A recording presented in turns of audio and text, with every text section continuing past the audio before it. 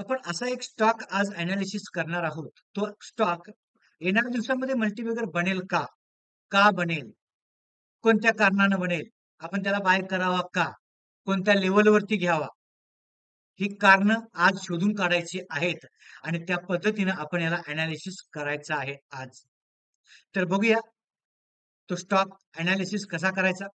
नमस्कार, इक्विटी बाजार share market अकॅडमीमध्ये सर्वांचं स्वागत. व्हिडिओला सुरुवात करण्या अगोदर आज आपल्याबरोबर जे नवीन लोक आहेत, व्हिडिओ बघत असतील त्या सर्वांनी आपल्या चॅनलला सबस्क्राईब करा, बेल आयकॉन प्रेस करा. व्हिडिओ मित्र नातेवाईकांना जरूर शेअर करा. पुढे जाऊया. कंपनीचं थोडं फंडामेंटल बघून घेऊया. कंपनीचं जर फंडामेंटल आपण बघितलं, मार्केट कॅप आहे 27,509 करोड रुपयांचं. स्मॉल कॅप कंपनी आहे. पीए आहे 524. इंडस्ट्री पीए मात्र आहे 29.9. खूप महागडा स्टॉक आहे. अनालिसिस केल्याशिवाय आपल्याला समजणार नाही. आता इंडस्ट्री पी नुसताच बघून आपल्याला जमणार नाही. तर पुढे बघायचं आहे, करंट प्राइस 208 आहे. आता 208 आहे तर मग इथेच आपण घ्यावं का? की याच्या खाली आपल्याला अजून मिळू शकतो? ते पण सुद्धा आपल्याला अनालिसिस करून बघूया. त्याच्यानंतर बघूया, हाय 308 आणि लो 114 आहे 1 वर्षाचा. त्याच्यानंतर बघा डिव्हिडंड कंपनी देते. कंपनी ग्रोथमध्ये आहे. फेस व्हॅल्यू 10चा आहे. एफआयची होल्डिंग आहे 31.7. खूप चांगल्या लेवलला आहे. प्लेज पर्सेंटेज 0 आहे. डीआयची होल्डिंग आहे 14.1. आता आपण एवढंच बघतो. याच्यापेक्षा जास्त काय बघतो अजून? काही बघत नाही. डीआयची होल्डिंग, एफआयची होल्डिंग, कंपनी डिव्हिडंड देते का? मार्केट कॅप किती आहे? आणि आत्ता कुठे आहे? याच्यानंतर आपल्याला सेल्स ग्रोथ जाऊन बघायचं आहे. कंपनीचा काय आहे? 2021 ला डिसेंबरमध्ये 1539 करोड होता. त्याच डिसेंबरच्या नंतर 22 डिसेंबरला 1715.97 करोड रुपयाचा होता. त्याच्यानंतर पुढचा डिसेंबर आला 23चा 1958.57 करोडचा सेल्स होता. त्याच्यानंतर या डिसेंबरला मात्र 4.22 करोडचा आहे. म्हणजे प्रत्येक डिसेंबरला इयर बाय इयर वाढत चाललाय. आता क्वार्टर बाय क्वार्टर बघितला तर 1539, 21-31, 14 कमी होतो, वाढतो, कमी होतो, वाढतो, कमी होतो. कन्सिस्टन्सी आपण आता इयर टू इयर बघितली. आता याच्यानंतर बघायचं आपल्याला नेट प्रॉफिट. हे जे नेट प्रॉफिट आहे, इथे बघायचं. 2021 कोरोनाच्या नंतर हळूहळू कंपनी पुढे जात होती. प्रॉफिट मायनसमध्ये गेलं होतं.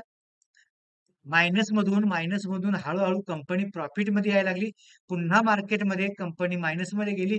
2023च्या नंतर हळूहळू प्रॉफिटमध्ये जायला लागली आणि पुन्हा एक वेळ जून 2024ला मायनसमध्ये होती. आता हे जून 2024 मायनस आहे. जून 23 मायनस आहे. सप्टेंबर 22 मायनस आहे. जून 22 मायनस आहे. याच्या नंतर बघा सप्टेंबर प्लसमध्ये आहे. डिसेंबर प्लसमध्ये आहे. हे नेट प्रॉफिट आहे. सेल्सच्या नंतर हळूहळू नेट प्रॉफिट वाढत गेलं म्हणजे लॉस मधून प्रॉफिट मध्ये होत गेलेली कंपनी आहे. आता याच्यामध्ये बघायचंय आपल्याला कंपनीने पाचच्या 1-2 वर्षामध्ये पैसे कमवून दिलेत का? तर इथे बघायचंय आपल्याला. आपण मार्केट मोजीवरती आलोय. इथे थोडंसं इझिली जरासं समजायला तुम्हाला बरं पडेल. वन डे मध्ये मार्केटमध्ये लॉस आहे. वीकली मध्ये प्रॉफिट मध्ये आहे. मंथली मध्ये लॉस मध्ये आहे. इयर टू टिल डेट सुद्धा लॉस मध्ये आहे. कारण मार्केट सगळं पडलेलंच आहे. पण 1 वर्षामध्ये बघा प्रॉफिट मध्ये आहे कंपनी 53%. 1 वर्षामध्ये नाही, जवळजवळ 2.5 वर्षामध्ये. आता इथे जर बघितलं आपण टोटल मिळून कंपनीचा हाय आणि हे जर बघितलं तर 83 पेक्षा जास्त आहे. कंपनीचा बघायचा आपल्याला कंपाऊंडिंग 3 वर्षामध्ये -73% कंपाऊंडिंग आहे. कारण कोरोनाच्या नंतर हळू-हळू प्रॉफिटमध्ये आलेली कंपनी आहे आणि आतापर्यंत 252% कंपाऊंडिंग केलेलं आहे. सेल्स ग्रोथ जो आहे कंपाऊंडिंग 3 वर्षाचा 9% आहे आणि आतापर्यंत 15% आहे. त्या पद्धतीने कंपनीने जी केलेली ग्रोथ बघून आपल्या इन्व्हेस्टर लोकांनी बघा पैसे कसे गुंतवलेले आहेत. प्रमोटरचे 34.78 नंतर आता 34.94 आहेत. म्हणजे 2022च्या नंतर आतापर्यंत त्यांचे हायेस्टच आहे. मध्ये कधी प्रॉफिट बुकिंग जरी केलं असेल, तरी आता 22च्या नंतर डिसेंबर 2024ला त्यांची स्टेक वाढलेलीच आहे. पुढे एफ-आय ची बघा 41-29, त्याच्यानंतर आज 31-68 आहे. पण गेल्या सप्टेंबर 24 नंतर, जून 24 नंतर हळू ती वाढतच गेले. बघू शकतो मार्च 24 30 होती, जून 24 ला 31 होती, 31-41, सप्टेंबर 24 ला 31-73 होतं आणि डिसेंबर 24 ला आता 31-68 वाढवत गेलेल्या आहेत या वर्षामध्ये. त्याच्यानंतर डी सुद्धा वाढवलेला आहे. पण पब्लिकने मात्र बुक केलेलं आहे. पब्लिकने छोटेसे पैसे लावलेले असतात. छोटंसं मिळालं त्यातनं उडून जायचा आपल्याला प्रयत्न करत असतो. हे प्रत्येक वेळी असंच होत असतं. म्हणून आपण काय करूया, इथे शॉर्ट टर्म किंवा लाँग टर्मचा विचार करूया. आता शॉर्ट टर्म, लाँग टर्मचा विचार केला तर इथे एफ-आय वाले बघा कधीपासून आहेत आणि छोटी प्रॉफिट बुक करतात. कधी चालतात, कधी पुढे जातात. हे हळू प्रॉफिट स्टेक आपले वाढवत जातात. तसं जर का आपण छोटं वाढवत गेलो, तर चांगलं आहे आपल्यासाठी. इथे बघा डिसेंबर 23 नंतर ते बुकिंगच करत गेले आपले पब्लिक आणि हे एफ-आय वाले मात्र वाढवत गेलेत. तर आपल्याला सुद्धा या कंपनीमध्ये कुठून बाय करायचं आहे किंवा कुठून आपण एंट्री मारू शकतो, ते जरा चार्ट वरती बघायचं आहे. इथे मी चार्ट लावला. चार्ट जर बघितला आपल्याला, इथे खूप चांगल्या लेव्हलला बघू शकतो. एक ब्रेक मिळाला होता चांगला इथेच आणि या ब्रेकच्या नंतर इथे बघू शकतो आपण एक पॅटर्न बनलं आणि या पॅटर्नला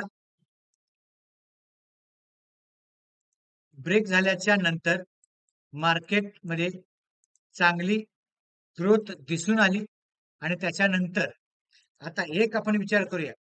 प्रमोटरनी शेअर्स विकले दिसतं इथं.